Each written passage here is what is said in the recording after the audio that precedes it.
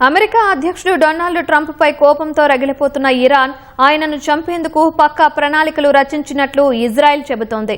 Iran master plan ను Israel నిఘా వర్గాలు పసిగట్టినట్లు సమాచారం. ట్రంప్ టార్గెట్ గా ఇరాన్ పన్నిన కుట్రను తెలుసుకున్న ఇజ్రాయెల్ వెంటనే అమెరికాను అప్రమత్తం చేసినట్లు తెలుస్తోంది.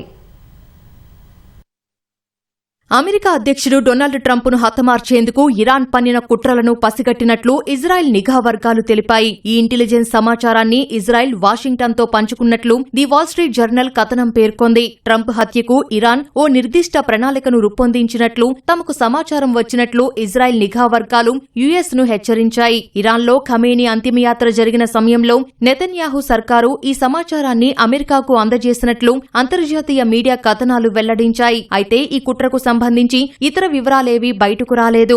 అమెరికా ఇరాన్ మధ్య మళ్లీ ఘర్షణలు మొదలైన వేళ ఇజ్రాయెల్ నివేదిక సంచలనం రేపుతోంది. ఇది పశ్చిమాసియాలో యుద్ధాన్ని మరింత తీవ్రతరం చేస్తుందేమోనన్న ఆందోళనలను పెంచుతోంది. ట్రంప్ను లక్ష్యంగా చేసుకుని దాడులు జరగొచ్చని అమెరికా నిఘా సంస్థలకు కొన్ని వారాలుగా సమాచారం అందుతూనే ఉంది. కానీ దీని గురించి ఇజ్రాయెల్ అలర్ట్ చేయడం ఈ మధ్య కాలంలో ఇదే మొదటిసారి. 2020లో ఇరాన్ సైనికాధికారి ఖాసిం సులేమానీ హత్యకు గురయ్యారు. ఈ ఘటన వెనుక అమెరికా హస్తముందని ఇరాన్ ఆరోపణలు చేస్తూనే ఉంది. అందుకు ప్రతీకారం తీర్చుకుంటామని చెబుతోంది. అమెరికా అధ్యక్ష ఎన్నికల సమయంలో ట్రంప్ పై హత్యాయత్నం జరిగిన నాడు అందరి వేళ్లు ఇరాన్ వైపే చూపించాయి. అంతలోనే ఈ ఫిబ్రవరిలో అమెరికా ఇజ్రాయెల్ జరిపిన దాడుల్లో ఇరాన్ సుప్రీం లీడర్ ఖమేనీ మరణించడంతో ట్రంప్ పై ఇరాన్ ప్రజలు మరింత రగిలిపోతున్నారు. ఖమేనీ అంతిమయాత్రలోనూ ట్రంప్ను చంపేస్తామంటూ ప్లెకార్డులు పట్టుకుని నినాదాలు చేశారు. తనపై హత్య కుట్రలపై ట్రంప్ కూడా ఇటీవల కీలక వ్యాఖ్యలు చేశారు. తుర్కియేలో నాటో సదస్సు సందర్భంగా మాట్లాడిన ట్రంప్ ఇరాన్ హిట్ లిస్టులో తానే నెంబర్ 1లో ఉన్నానని,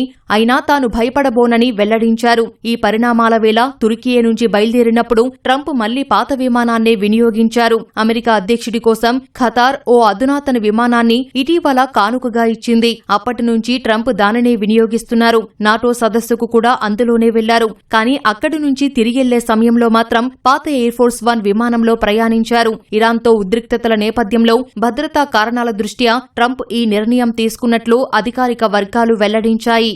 అటు తాజా ఘర్షణలను ట్రంప్ నెతన్యాహుకు వివరించినట్లు ఇజ్రాయెల్ ప్రధాని కార్యాలయం తెలిపింది.